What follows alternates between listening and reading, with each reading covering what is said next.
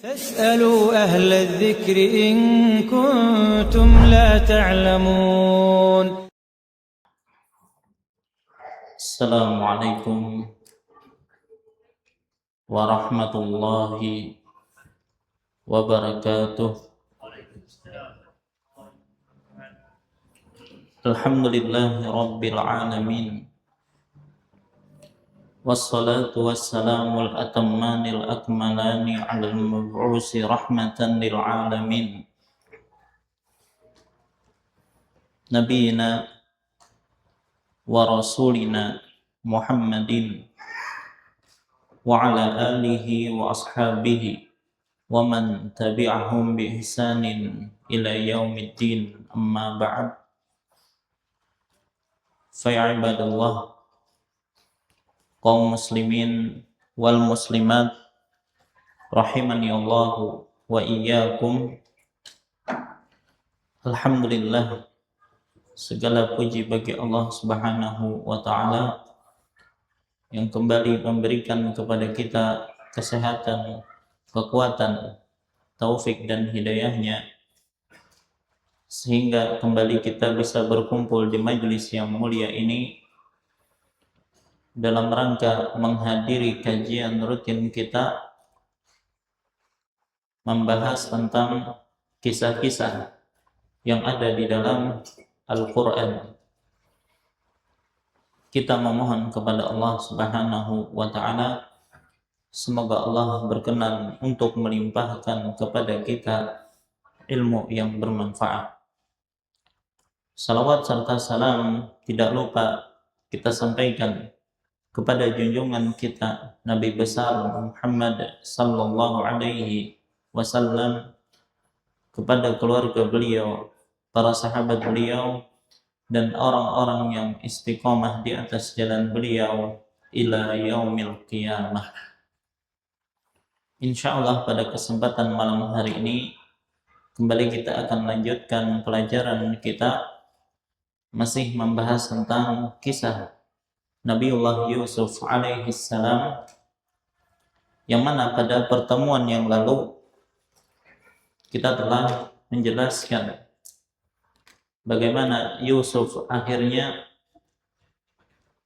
membongkar atau mengakui bahwa dirinya adalah Yusuf, saudara yang dahulu mereka buang ke sumur, ya, dan yang mereka jual sebagai budak. Yang mana Allah Subhanahu wa taala berfirman, qala ana Yusuf wa hadha akhi qad manna Allahu alaina. Dia Yusuf pun menjawab, aku adalah Yusuf dan ini adalah saudaraku. Sungguh Allah telah melimpahkan karunia-Nya kepada kami.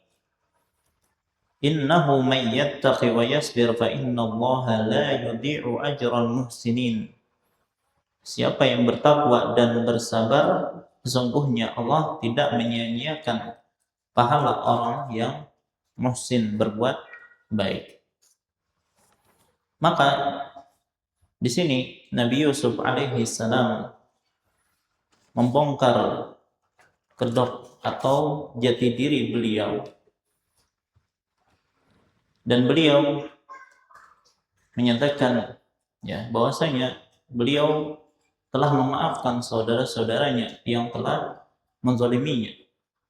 Bahkan beliau mengatakan, la tasriba alaikumul yaum, tidak ada celaan bagi kalian pada hari ini.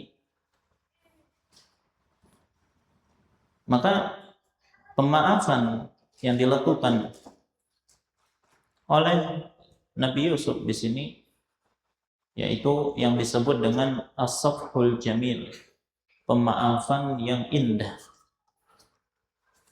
Jadi bukan hanya sebatas dimaafkan, ya, tetapi Nabi Yusuf tidak akan mengungkit-ungkit kesalahan mereka lagi, ya. Dan mereka menyatakan setelah mengetahui bahwasanya yang di hadapan mereka itu adalah Yusuf, qalu tallahi laqad atharakallahu alaina wa in kunna la khati'in. Mereka berkata, demi Allah, Allah benar-benar telah melebihkan engkau di atas kami, dan sesungguhnya kami benar-benar orang-orang yang bersalah. Maka pada saat itulah mereka mengakui bahwasanya mereka telah salah. Ya. Dan ini ya mereka simpan dalam diri-diri mereka kesalahan mereka ini berpuluh-puluh tahun lamanya. Ya, selama ini mereka membohongi ayah mereka, dan mereka sama sekali tidak pernah meminta maaf kepada ayah mereka. Ya. Tapi setelah mereka bertemu dengan Yusuf dan Allah telah memberikan kelebihan kepada Yusuf di atas mereka, maka mereka barulah menyadari akan kesalahan mereka. Maka yang pertama kali mereka meminta maaf kepada siapa? Yusuf. Barulah kemudian mereka meminta maaf kepada ayah mereka. Dan Nabi Yusuf dalam hal ini sama sekali tidak merasa dendam kepada saudara-saudaranya, meskipun mereka telah berbuat kesalahan di masa lalu. Ya. Dan Nabi Yusuf tidak mencerca ataupun mengungkit kesalahan-kesalahan mereka pada dirinya. Dan inilah yang diistilahkan dengan tadi as-safhul jamil, yaitu memaafkan yang indah. Di dalam Al-Quran ada 3 hal yang disifati oleh Allah Subhanahu wa Ta'ala dengan jamil. Ya. Apa saja yang disifati dengan jamil, indah?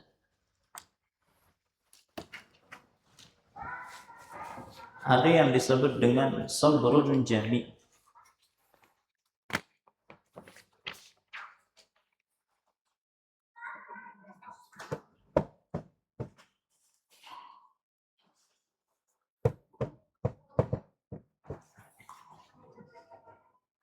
Kesabaran yang indah. Ada yang disebut dengan safhun jamil, memaafkan yang indah. Adapun yang ketiga, hajrun jamil,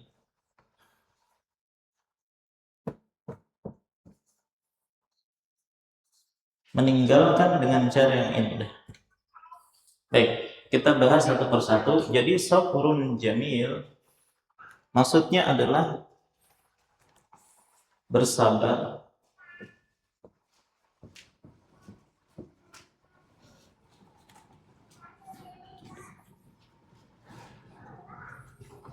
tanpa mengeluh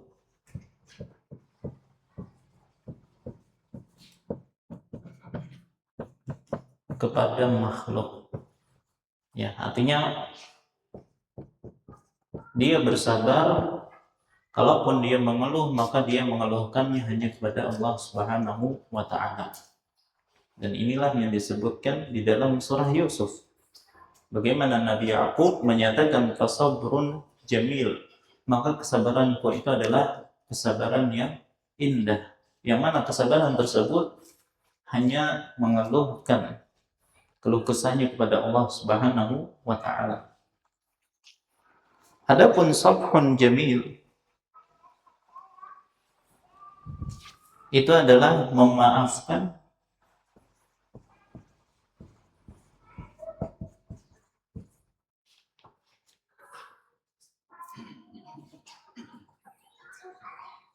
tanpa mengungkit kesalahannya. Memaafkan tanpa mengungkit kesalahan.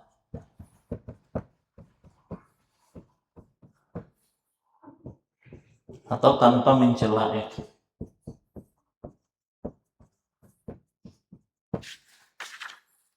Sebagian kita kalau dizolimi oleh orang lain, kita memaafkan, tapi dimaki-maki dulu orangnya kan ya.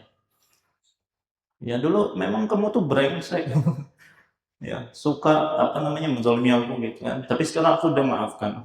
Jadi dia lampiaskan dulu apa yang di dalam dadanya, baru dia menyatakan memaafkan. Makanya ini bukan sofon jamil. Sofon jamil itu memang memaafkan secara tulus, sudah, dia tidak mengungkit-ungkit lagi kesalahan orang yang dimaafkan tersebut. Dan inilah Yusuf alaihissalam. Baik. Adapun yang ketiga, hajrun jamil, maksudnya adalah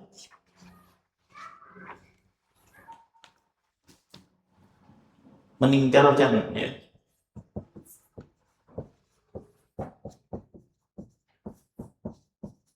dengan cara yang indah.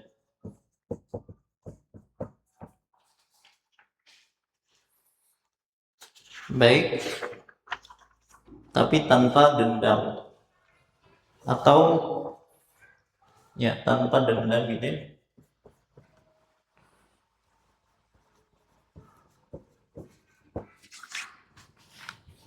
Baik, misalnya ada orang yang tadi berbuat zalim kepada kita, atau memberikan dampak negatif kepada kita, kita pun ingin meninggalkannya, ya.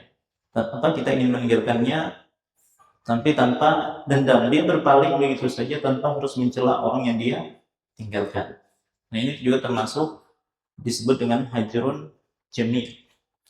Dan tiga sifat ini semuanya itu dimiliki oleh Nabiullah Yusuf alaihissalam. Jadi maksud hajrun jamil, yang di terakhir tadi, menjauh dari kejahatan orang lain tanpa membalas dengan kata-kata kotor, mencaci maki, dan seterusnya. Baik, dan ini semuanya dimiliki oleh Nabi Yusuf alaihissalam. Coba bagaimana prakteknya pada diri Nabi Yusuf? Pertama, beliau sabrun jamil, sabar yang indah. Nabi Yusuf mempraktekkan kesabaran luar biasa yang bersih dari keluhan kepada makhluk dan tidak pernah berputus asa dari rahmat Allah Subhanahu wa taala. Pertama, beliau sabar menahan hawa nafsu saat dirayu Zulaikha dan juga para wanita bangsawan Mesir. Bahkan beliau lebih memilih untuk dipenjara daripada harus bermaksiat. Beliau juga sabar ketika dibuang ke sumur, dijual sebagai budak yang murah, dipenjara bertahun-tahun, dan ini beliau keluhkan semuanya kepada Allah Subhanahu wa taala. Kemudian ya, beliau tidak menaruh dendam tadi. Jadi dia sabar, tetapi dia tidak pernah dendam kepada orang-orang yang menzaliminya.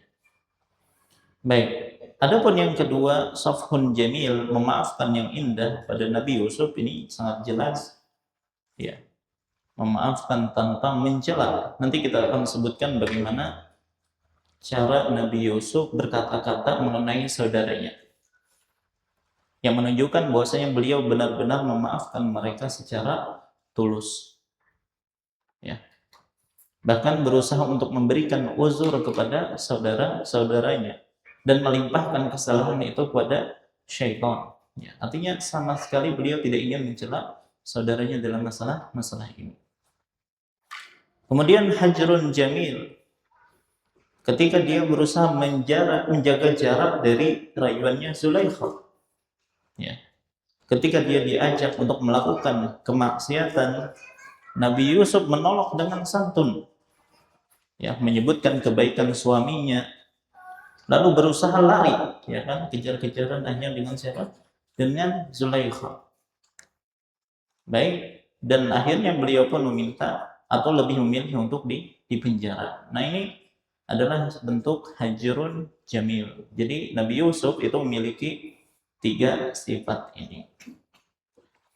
Dan hal yang sama itu pernah dipraktikkan oleh Nabi kita Muhammad Sallallahu Alaihi Wasallam, yaitu ketika dalam peristiwa Fathu Makkah, yang mana kita tahu bahwasanya Nabi Shallallahu Alaihi Wasallam ketika beliau berdakwah di kota Mekah, ya, beliau diganggu oleh orang-orang Quraisy. Pertama dengan lisan mereka, dengan celaan-celaan, ya. Kemudian juga bahkan setelah meninggalnya Abu Thalib, mereka mulai mengganggu Nabi SAW dengan fisik beliau. Kemudian akhirnya puncaknya ketika mereka rapat sepakat untuk membunuh Nabi Shallallahu Alaihi Wasallam, yang akhirnya menyebabkan Nabi harus berhijrah ke kota Madinah, terusir beliau dari kampung halaman beliau. Kemudian terjadilah berbagai peperangan, dan di antara musuh yang sangat berperang dan memusuhi Islam, ya, itu adalah Abu Sufyan. Nah, ketika dalam peristiwa Fathu Makkah, Nabi SAW akhirnya menguasai, menaklukkan kota Mekah. Beliau berhasil mengalahkan orang-orang yang dahulu menyakiti beliau, mengganggu beliau, ya. Lantas apa yang Nabi SAW katakan dalam peristiwa Fathu Makkah tersebut? Beliau mengatakan, ya ma'syar Quraisy, wahai orang-orang Quraisy, ma tarawna anni fa'ilun bikum, menurut kalian apa yang akan aku lakukan terhadap kalian? Maka mereka mengatakan, khairan, engkau akan melakukan kebaikan untuk kami, berbuat baik kepada kami. Akhun karim wa ibnu akhin karim, engkau adalah saudara kami yang mulia dan putra dari saudara yang mulia. Maka Rasulullah pun mengatakan, aqulu lakum kama qala Yusuf li ikhwatihi, aku akan katakan kepada kalian sebagaimana perkataan Yusuf kepada saudara-saudaranya, la tasriba alaikumul yaum, tidak ada cercaan terhadap kalian pada hari ini. Artinya Nabi SAW yang tidak mengingat-ingat lagi kesalahan-kesalahan mereka.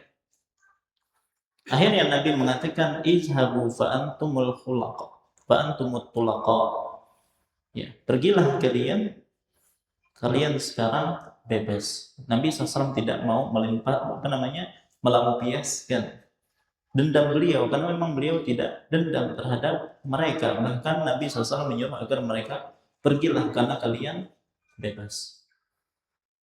Dan setelah itu pun manusia berbondong-bondong masuk Islam, ya. Jadi sifat as-safhul jamil, memaafkan yang indah, itu ada pada diri Nabi Yusuf alaihissalam, sebagaimana juga ada pada diri Nabi kita Muhammad sallallahu alaihi wasallam.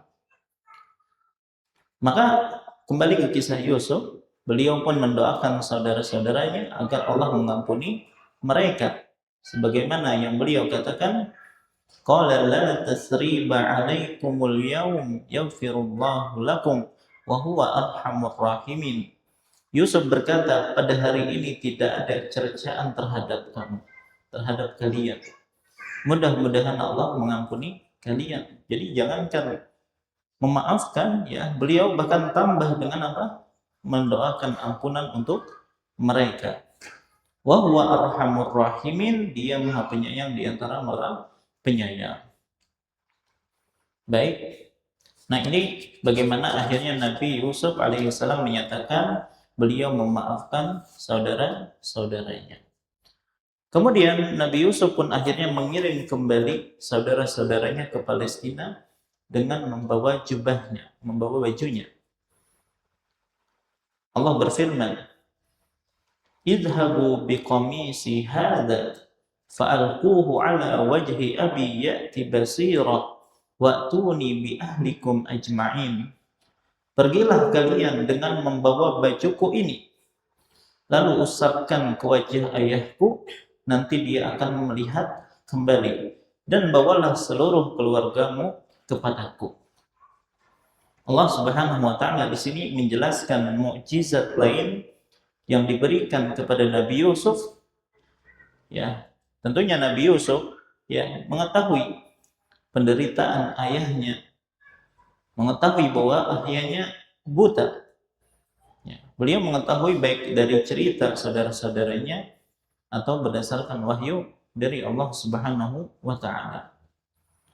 Maka Nabi Yusuf memerintahkan saudara-saudaranya untuk membawa jubahnya yang di situ ada keringatnya, ada aroma tubuhnya, untuk diusapkan ke wajah ayah mereka yaitu Yakub agar penglihatannya bisa pulih kembali.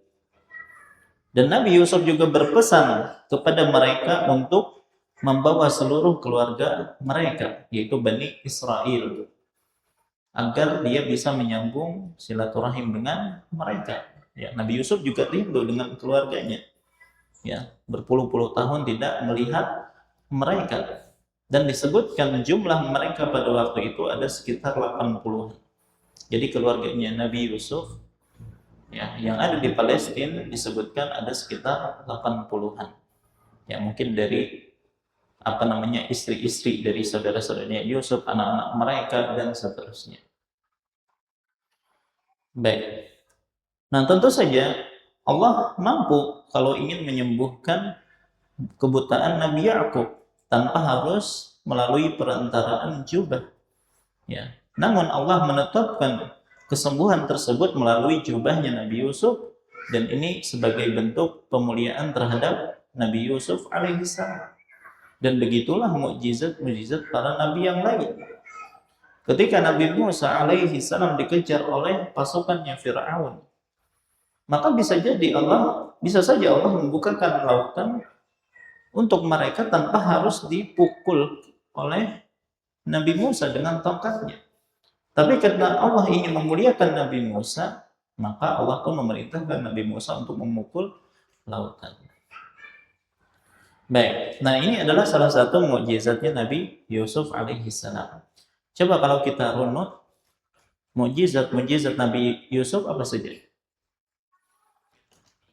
Ya, kemampuan untuk menafsirkan atau menakwilkan mimpi. Dan takwil atau tafsir beliau itu 100%, gak ada yang meleset. Kemudian termasuk ketampanan beliau yang luar biasa. Ada yang menyatakan ini adalah mukjizat tersendiri bagi Nabi Yusuf. Ya, yang menyebabkan akhirnya para wanita tidak sadar ketika mereka memotong-motong tangan mereka saking tampannya Nabi Yusuf. Baik, kemudian kebenaran mimpi beliau waktu kecil. Ketika beliau mengatakan inni ra'aitu ahada asyara kawkaba wasyamsa wal qamara ra'aituhum li sajidin.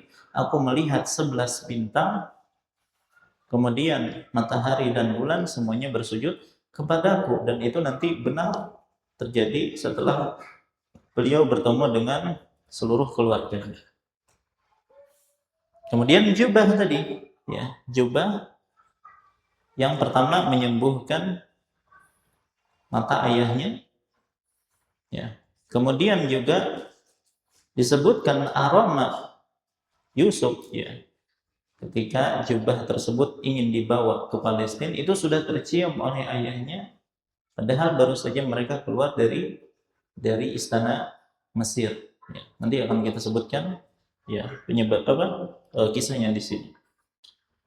Kemudian juga di antara yang disebutkan yang termasuk mukjizat Nabi Yusuf adalah perlindungan dari perbuatan maksiat, yaitu kan bagaimana fitnah yang luar biasa menimpa Nabi Yusuf, yang mana pada waktu itu beliau adalah seorang pemuda dan dirayu oleh wanita yang sangat cantik jelita, ya, dengan segala faktor-faktor pendukungnya. Ternyata beliau berhasil menghindari fitnah tersebut. Baik, nah ini diantara mukjizat Nabi Yusuf alaihissalam. Ada cerita dari Israiliyah yang juga menyebutkan bahwasanya Nabi Yusuf konon katanya juga merubah Zulaikha yang tua kembali menjadi muda. Nah, cuman ini riwayatnya masih perlu dipertanyakan akan kesahihannya. Ya, jadi ada riwayat yang menyebutkan bahwasanya beliau akhirnya menikahi Zulaikha ya, dan membuat Zulaikha kembali muda. Allah. Akhirnya mereka pun melaksanakan perintah Yusuf. Nah, ketika mereka kembali dari Mesir dan mendekati Palestina, dari jarak yang jauh ternyata angin telah membawa aroma jubahnya Yusuf kepada Yakub. Jadi mereka baru keluar dari Mesir, ya. Maka ada angin yang membawa aroma tubuh Yusuf di bajunya tersebut, dan itu sampai kepada Yakub yang ada di Palestina. Makanya Allah mengatakan walamma fasalatil 'ir qala abuhum inni la ajidu riha Yusuf laula an tufannidun. Ketika kafilah itu telah keluar dari negeri Mesir, ya, ayah mereka berkata, sesungguhnya aku mencium bayu Yusuf. Ya. Seandainya kalian tidak menuduhku lemah akal. Nah, Nabi Yakub sadar ketika dia mengatakan demikian, maka keluarganya itu akan kembali mencela beliau. Ya, mana mungkin ada keciuman Yusuf, kan gitu. Di sini laula an tufannidun, al-fanat di sini maksudnya adalah pikun atau lemah akal. Yang mendengar pernyataan dia demikian, maka keluarga Nabi Yusuf tetap mengejek Yakub. Qalu tallahi innaka lafi dhalalikal qadim. Mereka, keluarganya Yusuf berkata, demi Allah sesungguhnya engkau benar-benar masih dalam kekeliruanmu yang dahulu. Keluarga yang dimaksud tentu saja bukan saudara-saudaranya Yusuf, karena saudara-saudaranya Yusuf baru saja keluar dari Mesir dan belum sampai lagi di Palestina. Ya, maksudnya keluarga yang ada di sekitaran Nabi Yakub pada waktu itu. Kenapa mereka menikatakan demikian, kekeliruan yang dulu? Ya, karena selama ini Nabi Yakub alaihi salam, karena beliau terlalu cinta kepada Yusuf, terlalu sering menyebut-nyebut Yusuf, bahkan terlalu berharap Yusuf kembali lagi, dan itu sudah berlangsung puluhan tahun. Ya, ketika dia mengatakan aku mencium bau Yusuf, wah ini kembali lagi nih, kumat lagi kata mereka. Ya, innaka lafi dhalalikal qadim, ya, engkau masih berada dalam kekeliruanmu yang dahulu. Ya, sebenarnya pernyataan ini tidak pantas mereka katakan, apalagi kepada seorang nabi. Ya, harusnya mereka paham bahwasanya ya dia adalah seorang nabi, wajib untuk dihormati, dan perkara dia mengatakan demikian harusnya itu wajar karena beliau adalah seorang nabi. Ya, tapi tetap saja keluarganya mencela Nabi Yakub. Baik. Akhirnya mereka pun tiba dengan membawa kabar gembira bagi Nabi Yakub. Lalu mereka pun mengusapkan jubahnya Yusuf ke wajah ayah mereka. Dan akhirnya penglihatannya pun sembuh ya seketika.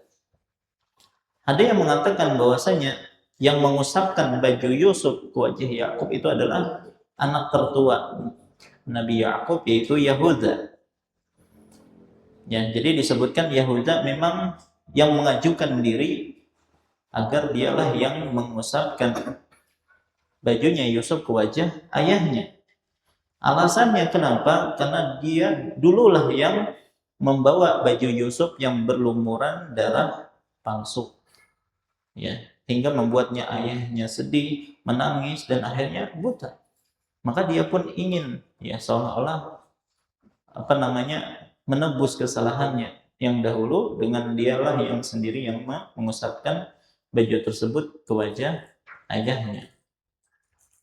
Dan akhirnya kembalilah penglihatan ayahnya. Falamma anja'al basyiru alqahu ala wajhihi fartadda basira. Ketika telah tiba pembawa kabar gembira itu, diusapkannya baju itu ke wajahnya, lalu dia dapat melihat kembali. Nah, sebagian ulama berusaha menjelaskan apa hubungan baju Yusuf dengan sembuhnya mata Yakub. Ya. Kita tahu bahwasanya butanya matanya Yakub ya adalah penyakit disebabkan karena Yakub sering menangis karena kerinduan beliau dengan Yusuf alaihi salam. Maka ketika Yakub menerima baju Yusuf, yang di situ ada aromanya Yusuf, maka kerinduannya kepada Yusuf pun terobati dan ia pun kembali bisa melihat. Jadi dia mengatakan demikian. Tapi ini intinya ini adalah mukjizat yang Allah berikan kepada Nabi Yusuf alaihi salam. Maka Nabi Yakub pun kembali menegaskan bahwa dirinya mengetahui dari Allah apa yang tidak diketahui oleh anak-anaknya. Ya, jadi dahulu ketika mereka menyatakan bahwasanya Yusuf ya dimakan serigala kata mereka, maka ini sama sekali tidak dibenarkan, tidak dipercaya oleh Nabi Yakub alaihi salam. Ya, kenapa? Ya karena Nabi Yusuf sudah bercerita, beliau melihat mimpi yang luar biasa. Ya. Dan peristiwanya belum terjadi, kok bisa Nabi Yusuf akhirnya dimakan serigala dan seterusnya. Maka ini sama sekali tidak dipercayai oleh Nabi Yakub. Dan beliau mengetahui apa yang tidak mereka ketahui. Maka beliau tegaskan lagi di sini, ya. Qala alam aqul lakum inni a'lamu minallahi ma la ta'lamun. Yakub berkata, bukankah telah aku katakan kepadamu bahwa aku mengetahui dari Allah apa yang tidak kalian ketahui. Baik, maka mereka pun meminta kepada Yakub agar memintakan ampunan dari Allah Subhanahu wa taala untuk mereka. Nah, jadi kalau dari Yusuf mereka sudah mengaku kesalahan mereka, sekarang giliran mereka mengaku kesalahan mereka kepada ayah mereka. Maka mereka mengatakan, qalu ya abana astaghfir lana dzunubana inna kunna khati'in. Mereka berkata, wahai ayah kami, mohonkanlah ampunan untuk kami atas dosa-dosa kami. Sesungguhnya kami adalah orang-orang yang bersalah. Jadi mereka mengakui kesalahan mereka. Baik. Nah, kemudian Nabi Yakub menimpali, qala saufa astaghfiru lakum rabbi innahu huwal ghafurur rahim. Yakub berkata, aku akan, ya, di sini menggunakan kata saufa. Aku akan memohonkan ampunan bagimu kepada Tuhanku. Sesungguhnya Dia yang Maha Pengampun lagi Maha Penyayang. Artinya ketika anak-anaknya meminta agar Yakub ya memintakan ampunan untuk mereka, Nabi Yakub tidak langsung memintakan ampunan tersebut untuk mereka. Tapi beliau mengatakan saufa, aku akan memintakan ampunan untuk kalian. Maka di sini ada penundaan. Maka para ulama berusaha untuk menjelaskan kenapa Nabi Yakub menunda memintakan ampunan untuk anak-anaknya. Ada yang mengatakan pertama Nabi Yakub akan memohonkan ampunan untuk mereka pada waktu sahur nanti. Ya, pada waktu sahur. Karena waktu memohon ampunan terbaik adalah pada waktu sahur tadi. Jadi sengaja ditunda, apalagi kesalahan mereka ini kesalahan yang sangat besar, ya, dan ini sudah berlangsung bertahun-tahun, maka ingin ditunda oleh Nabiullah Yakub di waktu yang sangat mustajab untuk dikabulkannya doa. Ada juga yang mengatakan kenapa Nabi Yakub menunda memintakan ampunan untuk mereka, ya. Karena di sini Yakub adalah seorang murabbi, pendidik. Beliau seorang ayah bagi anak-anaknya. Maka beliau ingin menjadikan anak-anaknya merasa bahwa dosa dan kesalahan yang mereka lakukan adalah kesalahan yang besar, yang mengakibatkan penderitaan yang begitu lama hingga puluhan tahun tadi. Ya, jadi ingin mengetahui bahwasanya dosa yang kalian lakukan ini adalah dosa yang besar. Ya, coba bayangkan, pertama mereka memisahkan antara anak dan ayah, ya, sampai puluhan tahun, menyebabkan ayahnya senantiasa menangis dalam kesedihan yang berkepanjangan. Belum lagi mereka membohongi ayah mereka, ya, bersandiwara, dan mereka tidak mengungkapkan kebohongan mereka tersebut bertahun-tahun lamanya. Baik, kemudian mereka menzalimi Yusuf, adik mereka sendiri, yang harusnya mereka menyayanginya, malah menzaliminya. Dan Yusuf waktu itu ketika dizalimi itu masih sangat kecil, ya. Kita sebutkan ada yang mengatakan sampai 7 tahun dibuang ke sumur dan seterusnya. Ya. Artinya ini kan kalau kita yang langsung melihat kejadian tersebut, ya pasti akan mengatakan ini perbuatan biadab. Ya. Coba bayangkan kalau kejadian tersebut terekam di video, diupload di medsos, gimana netizen Indonesia menanggapinya? Ya kan pasti biadab dan seterusnya. Ya, artinya kesalahan mereka itu sangat besar.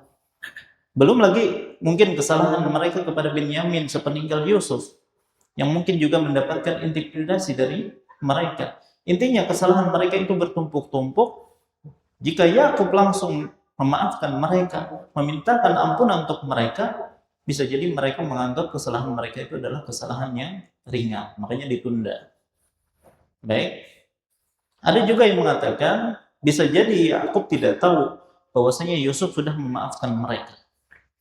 Sementara dosa mereka tidak hanya berkaitan dengan Yakub, tetapi juga berkaitan dengan adik mereka Yusuf. Jadi Nabi Yakub ingin memastikan dulu apakah Yusuf sudah memaafkan mereka ataukah belum. Ya, dia mengatakan demikian. Nah, jadi ini adalah 3 pendapat di kalangan para ulama kenapa Nabi Yakub menunda untuk memintakan ampunan untuk mereka. Baik, insyaallah kita lanjutkan lagi setelah sholat. Wallahu ta'ala a'lam. Sallallahu ala nabiyina Muhammad wa ala alihi wasallam. Assalamualaikum warahmatullahi wabarakatuh. Assalamualaikum warahmatullahi wabarakatuh. Alhamdulillahi wahdah. Wassalatu wassalamu ala man la nabiyya ba'dah. Nabiyina wa rasulina Muhammad ibn Abdullah wa ala alihi wa ashabihi wa man walah, amma ba'd. Insyaallah kita lanjutkan kembali pembahasan kita. Maka tadi telah kita sebutkan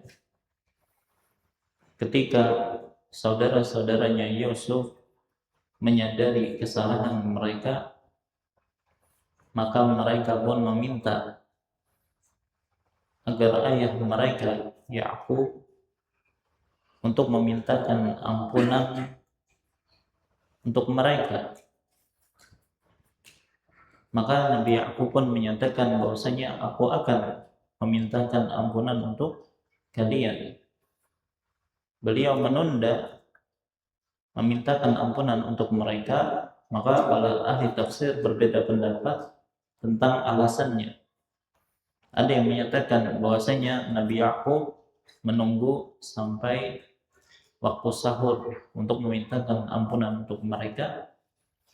Ada juga yang menyatakan Nabi Yakub sedang memberikan pelajaran kepada anak-anaknya, mengingatkan bahwasanya dosa yang mereka lakukan itu adalah dosa yang besar.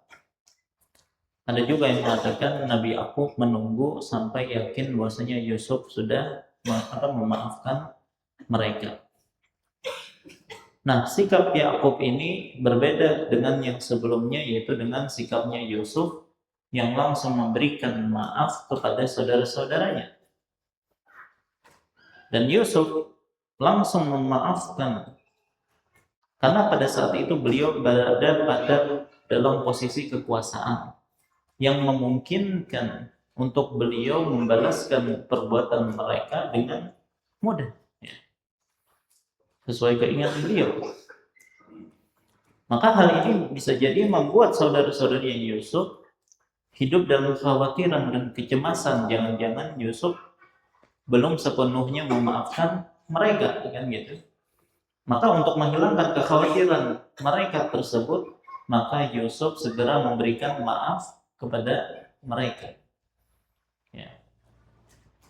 Dan beliau memang memiliki pribadi yang pemaaf, bukan hanya berkaitan tentang saudara-saudara beliau, tetapi sebelumnya juga bagaimana pelayan raja yang lupa memberitahukan tentang masalah Yusuf kepada raja, dan itu pun dimaafkan oleh Yusuf alaihi salam, tentang bagaimana Zulaikha dan juga para wanita yang merayu beliau, maka tidak mencela ya pribadi-pribadi mereka, tetapi hanya menyatakan bahwasanya ya mereka melakukan kesalahan yang mana beliau ingin membebaskan diri beliau dari tuduhan.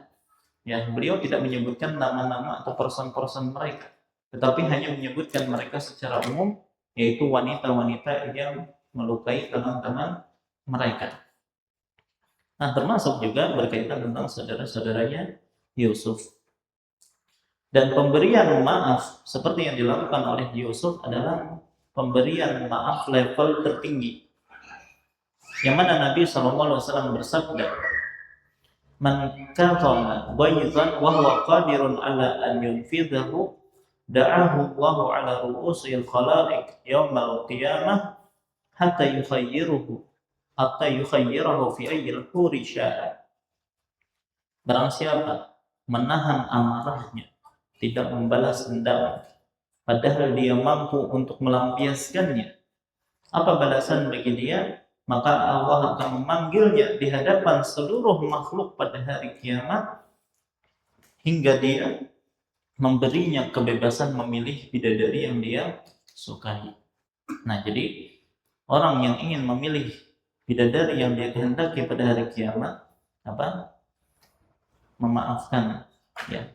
Pada kondisi kita mampu untuk membalas tapi kita maafkan. Nah, ini mendapatkan fadilah tersebut. Dan lihat Rasulullah tadi yang kita sebutkan telah memaafkan Abu Sufyan, bahkan memuliakan Abu Sufyan dengan memberikan jaminan keamanan bagi siapa saja yang berlindung di rumahnya Abu Sufyan dalam Fathu Makkah tadi. Padahal Abu Sufyan ini siapanya Nabi?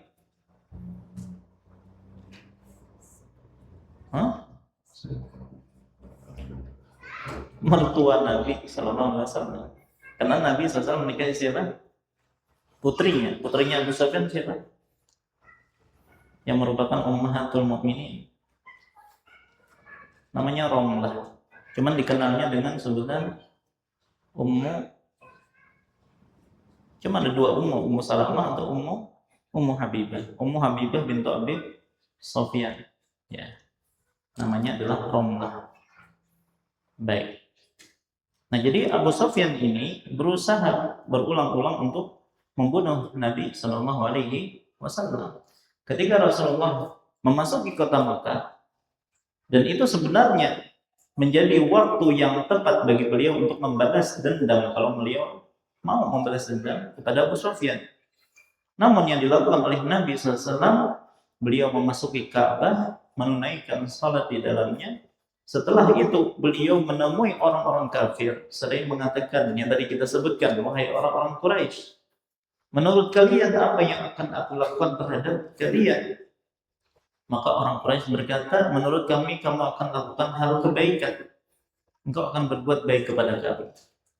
Engkau adalah anak yang mulia, dan engkau adalah anak dari seorang yang mulia. Coba ini Nabi dipuji-puji sekarang. Yang mana sebelumnya beliau dicela, diberi gelar dengan gelar yang buruk. Ya. Tapi sekarang berubah. Engkau adalah orang yang mulia, anak dari seorang yang mulia. Baik. Nah, di sini Nabi SAW bisa membalas mereka, tapi Nabi tidak membalas. Maka Rasulullah berkata, pada hari ini aku katakan kepada kalian sebagaimana perkataan saudaraku Yusuf, la tasriba alaikumul yawm yaghfirullahu lakum wa huwa arhamur rahimin. Pada hari ini tidak ada cercaan terhadap kalian, mudah-mudahan Allah mengampuni kalian dan Dia adalah Maha Penyayang di antara penyayang. Kemudian Nabi mengatakan, idhabu fa antumut tulaqa. Pergilah sekarang kalian bebas. Baik. Nah, jadi itulah ya bentuk kesamaan antara Nabi Muhammad SAW dengan Nabi Yusuf. Memaafkan padahal mampu untuk membalas dendam. Baik. Maka akhirnya seluruh keluarga Nabi Ya'qub yang dikenal dengan sebutan Bani Israel, mereka semuanya berangkat menuju Mesir untuk bertemu dengan Yusuf. Jadi ditinggalkan kampung halaman mereka dan pindah ke Mesir. Ketika mereka tiba di hadapan beliau, Nabi Yusuf pun menyambut mereka dengan hangat, mengajak mereka masuk ke dalam istana, serta memberikan perhatian khusus kepada kedua orang tuanya. Beliau menempatkan kedua orang tuanya di singgasananya, yang mereka pun akhirnya sujud sebagai bentuk penghormatan kepada Nabi Yusuf. Hanya saja sujud di sini ya bukan dalam konteks ibadah. Karena sujud ada dua, ada sujud ibadah dan ini tidak boleh dipersembahkan kecuali hanya untuk Allah Subhanahu wa taala. Adapun yang kedua adalah disebut dengan sujud at-tahiyyah, sujud penghormatan. Yang mana ini merupakan syariat yang berlaku di zaman dulu, di zamannya Bani Israel. Ya, jadi pada masa itu sujud kepada manusia sebagai bentuk penghormatan adalah perkara yang diperbolehkan. Dan itulah yang dilakukan oleh keluarga Bani Israel kepada Yusuf. Yang mana Allah Subhanahu wa taala menyebutkan falamma dakhalu ala Yusuf awa ilaihi abawaihi wa qala dakhulu Misra insyaallahu aminin. Maka ketika mereka masuk ke Yusuf, ya ke tempat Yusuf, dia pun langsung merangkul ibu bapaknya seraya berkata, masuklah ke negeri Mesir, insya Allah dalam keadaan aman. Nah di sini Nabi Yusuf mengatakan masuklah ke negeri Mesir, padahal mereka sudah masuk tadi kan. Masuklah ke negeri Mesir, insya Allah dalam keadaan aman. Nah padahal tadi dikatakan sudah masuk. Nah ada yang menyatakan bahwasanya saking semangatnya dan saking sayangnya Yusuf kepada keluarganya, dia sudah menyambut keluarganya itu di luar Mesir. Jadi di luar Mesir disambut, maka ketika mereka datang, silahkan masuk ke kota Mesir dengan aman, insya Allah. Dia menyatakan demikian. Ada juga yang mengatakan Nabi Yusuf di istananya, lalu datang kedua orang tuanya beserta keluarganya, dan ia mengatakan masuklah ke negeri Mesir, ya. Artinya silahkan kalian berjalan-jalan di seluruh penjuru Mesir dalam keadaan aman, insya Allah. Ada yang menyatakan demikian. Dan penyebut tentang Nabi Yusuf alaihissalam dengan insya Allah, ya, merupakan bentuk ketawaduan beliau alaihissalam yang tetap mengembalikan perkaranya kepada kehendak Allah Subhanahu wa taala. Ya, maka dalam hal ini ya jangan ujub dengan jabatan, ya, jangan ujub dengan kekuasaan, karena yang namanya kekuasaan tetap di tangan Allah Subhanahu wa taala. Wa rafa'a abawayhi 'alal 'arsy wa kharru lahu sujjada. Dia Yusuf menaikkan kedua ibu bapaknya ke atas singgasana yang mungkin disediakan kursi untuk kedua orang tuanya. Mereka tunduk bersujud kepada Yusuf. Nah, kedua ibu bapak ini maksudnya siapa? Kalau bapak jelas Yakub alaihissalam.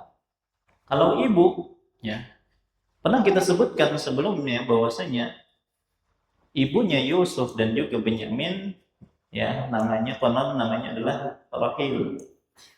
Dan keduanya dan dia sudah meninggal waktu Yusuf masih kecil.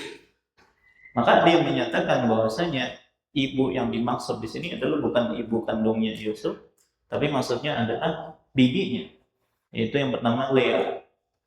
Ada yang menyatakan demikian. Baik, ada juga maka itu betul-betul ibunya Yusuf. Ya, tapi kenapa tidak disebutkan tentang kesedihannya ibunya? Yang disebutkan adalah kesedihan ayahnya. Ya, karena memang fokus Al-Qur'an adalah bagaimana kesedihan Yakub alaihissalam berpisah dengan Yusuf. Wallahu a'lam. Intinya akhirnya semua, ya, keluarga Yusuf akhirnya sujud kepada Yusuf. Nah, bagaimana sujud mereka? Maka ini juga ada perbedaan pendapat di kalangan para ulama. Ada yang menyatakan ya sujudnya seperti kita sekarang menempelkan dahi ke tanah. Ya.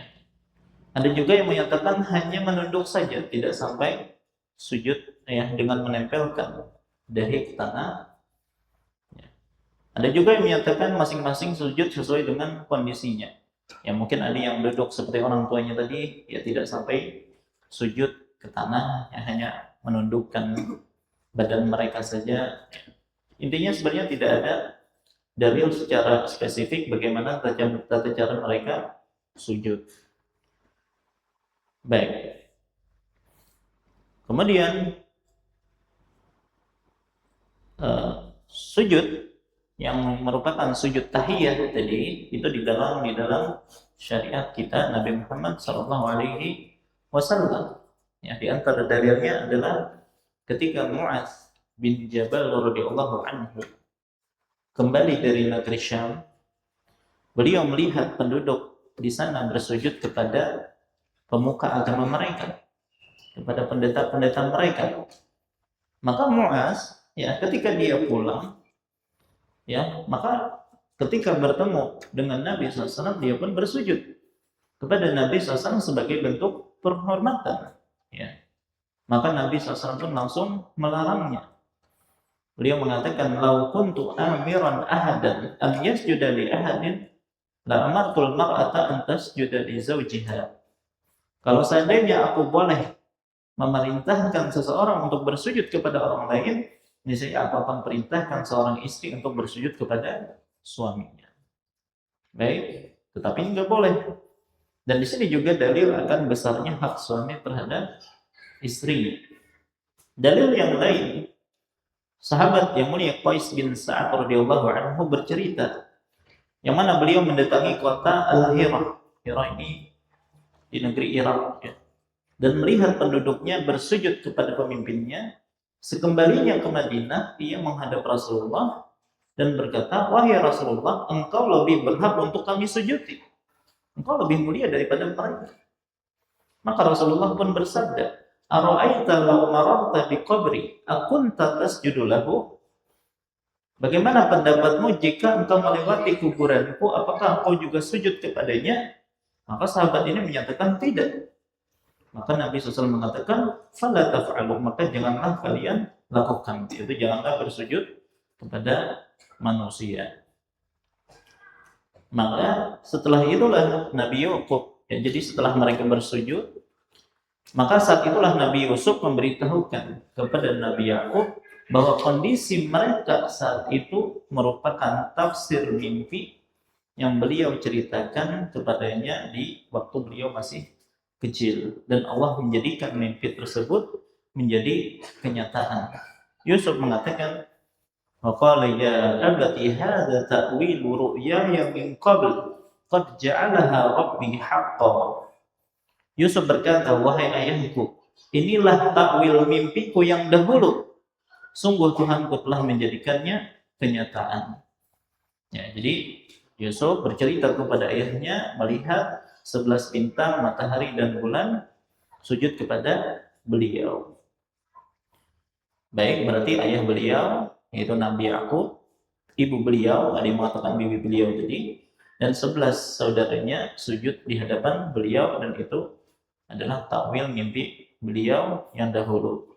Dan ini semuanya bentuk penghormatan kepada Nabi Yusuf. Dan mimpinya ini kan lama ya, waktu kecil. Ternyata Allah mengabulkannya atau merealisasikannya kapan? Ketika sudah berpuluh-puluh tahun kemudian. Baik. Nah, tentu saja Nabi Yakub sangat ingin mengetahui bagaimana Nabi Yusuf akhirnya bisa menjadi menteri keuangan atau bendaharawan Mesir. Maka Nabi Yusuf pun mulai menceritakan perjalanan hidupnya yang membawa beliau pada kedudukan mulia tersebut. Namun di sela-sela cerita beliau ini, atau dalam cerita beliau ini, beliau sama sekali tidak menyalahkan saudara-saudaranya, tidak mencela saudara-saudaranya. Padahal dalam rangkaian kisah ini kan berawal dari kezaliman yang dilakukan oleh saudara-saudaranya, tapi beliau tidak menceritakan secara detail berkaitan masalah tersebut.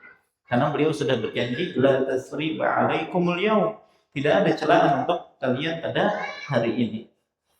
Maka beliau mengisahkan bagaimana beliau bisa berada di dalam penjara. Jadi waktu beliau dibuang itu mungkin ya ayah mereka nggak tahu apa yang dilakukan oleh saudara Yusuf ya ketika mereka menyatakan Nabi Yusuf itu dimakan serigala. Yang mana mereka membuang Nabi Yusuf ke sumur, kemudian menjual Nabi Yusuf dengan harga yang murah, dan ini kan tidak diketahui oleh Yakub dan tidak disebutkan kepada Nabi Yakub ya. Karena kalau disebutkan oleh Yusuf kisah ini sama aja mencela mereka. Baik. Maka Nabi Yusuf mengatakan, "Waqad ahsana bi." Sungguh Tuhanku telah berbuat baik kepadaku. Apa perbuatan baik Allah kepada Yusuf? Pertama, it akhrajani minas sijni. Ketika dia membebaskan aku dari penjara. Coba beliau langsung menceritakan mulai dari mana Allah mengeluarkan dia dari penjara. Jadi tidak diceritakan yang sebelumnya. Ini nikmat pertama. Nikmat yang kedua, waja'a bikum minal badwi, dan mendatangkan kalian dari badui ya, dari dusun. Jadi disebutkan Nabi Yakub dan juga anak-anaknya, mereka tinggal di Palestina memang, tapi bukan di perkotaan, tetapi di pinggiran. Ya, makanya pekerjaan mereka itu apa? Mengembalakan kambing, ya, menunjukkan mereka tinggalnya di dusun. Maka datangnya kalian dari dusun ya menuju kota Mesir, ini juga merupakan nikmat yang Allah berikan kepadaku, kata Nabi Yusuf. Di sini Nabi Yusuf tidak mengatakan ya bahwasanya datangnya kalian ke Mesir ini ya berkat aku misalnya. Nabi Yusuf tidak mengatakan demikian. Tetapi justru dia mengatakan bahwasanya kedatangan mereka itu merupakan nikmat yang Allah berikan kepadaku. Jadi beliau menisbatkan nikmat tersebut untuk beliau, bukan untuk saudaranya. Nah, di sini untuk menunjukkan bahwasanya supaya saudara-saudaranya Yusuf itu tidak merasa hutang budi dengan beliau. Nah, bayangkan sampai seperti itu. Ya, jadi sengaja mengatakan bahwasanya kedatangan kalian itu merupakan nikmat bagiku. Harusnya kan yang pertama kali mendapatkan nikmat itu adalah mereka yang asalnya dari dusun menuju kota. Ya, tapi Nabi Yusuf tidak menyatakan demikian, justru yang senang itu aku. Yang diberikan nikmat itu adalah aku dengan kedatangan kalian. Nah, ini disebutkan supaya mereka tidak merasa hutang budi dengan Nabi Yusuf alaihissalam. Baik. Kemudian ya, min ba'di an nazagha syaitanu baini wa baina ikhwati. Setelah setan merusak hubungan aku dengan saudara-saudaraku. Coba di sini. Sebenarnya yang salah di sini saudara-saudaranya. Tapi Nabi Yusuf tadi sekali lagi beliau berjanji tidak mencela saudara-saudaranya dan menisbatkan kesalahan ini kepada syaitan. Ya. Dan di sini Nabi Yusuf juga menyatakan baini wa baina ikhwati, antara diriku dengan saudaraku. Artinya beliau tidak hanya menyalahkan, seolah-olah menyatakan kesalahan itu berasal dari kedua belah pihak. Ya, padahal yang bersalah ini adalah saudara-saudaranya. Baik, maka dari sini kita mengetahui bagaimana sifat pemaaf yang dimiliki oleh Nabi Yusuf alaihissalam. Ya, dan ini pemaafan yang model seperti ini tidaklah mungkin dimiliki kecuali oleh orang yang memang ikhlas luar biasa kepada Allah Subhanahu wa taala. Kemudian Nabi Yusuf menutup kisahnya, inna rabbi latiful lima yasha innahu huwal alimul hakim. Sesungguhnya Tuhanku maha lembut terhadap apa yang dia kehendaki. Sesungguhnya dialah yang maha mengetahui lagi maha bijaksana. Jadi di antara nama Allah Subhanahu wa taala itu adalah Al-Latif, yang maha lembut. Ya, dan sifat lembut Allah memberikan kebaikan kepada seseorang terkadang tanpa dia sadari. Betapa banyak kebaikan-kebaikan yang Allah berikan kepada kita dan kita tidak menyadarinya. Dan juga Allah menjauhkan dari kita keburukan-keburukan, tapi kita tidak menyadarinya. Itu di antara makna sifat Al-Latif, maha lembutnya Allah Subhanahu wa taala. Maka di sini ya berhubungan dengan kisah Nabi Yusuf, musibah, ujian demi ujian yang dihadapi oleh Nabi Yusuf, ya itu ternyata mengantarkan beliau kepada kemuliaan. Dan mungkin ketika beliau menjalani musibah-musibah tersebut, ujian-ujian tersebut, tidak disadari bahwasanya Allah ingin memberikannya kemuliaan di akhirnya. Nah, itulah penyebutan sifat Allah, yaitu Al-Latif tadi, Allah yang maha lembut. Kemudian Usaid mengisahkan kisahnya kepada orang tuanya dan keluarganya. Yusuf pun memanjatkan doa yang sangat indah. Rabbi qad ataitani minal mulki wa 'allamtani min ta'wilil ahadits fatiras samawati wal ardh anta waliyyi fid dunya wal akhirah tawaffani musliman wa alhiqni bis sholihin. Tuhanku, sungguh Engkau telah menganugerahkan kepadaku sebagian kekuasaan dan telah mengajarkan kepadaku sebagian takwil mimpi. Wahai Tuhan pencipta langit dan bumi, Engkaulah pelindungku di dunia dan di akhirat. Wafatkanlah aku dalam keadaan muslim dan gabungkanlah aku dengan orang-orang soleh. Di sini Nabi Yusuf alaihissalam tentunya meminta kepada Allah husnul khotimah. Ya. Nah, para ulama menjelaskan ada dua pendapat berkaitan kenapa Nabi Yusuf akhirnya berdoa seperti ini. Maka ada yang menyatakan bahwasanya ketika Allah Subhanahu wa taala memberikan kepada Yusuf berbagai macam kenikmatan, ya, tentunya setelah beliau menjadi bendaharawan Mesir, ya kan, maka beliau mendapatkan balasan-balasan kebaikan ketika di dunia. Maka Nabi Yusuf berharap kepada Allah Subhanahu wa taala agar beliau diistiqomahkan, ya, dalam ketaatan kepada Allah dan berharap nanti dalam keadaan muslim. Jadi beliau meminta sabar, ketetapan di dalam hidayah.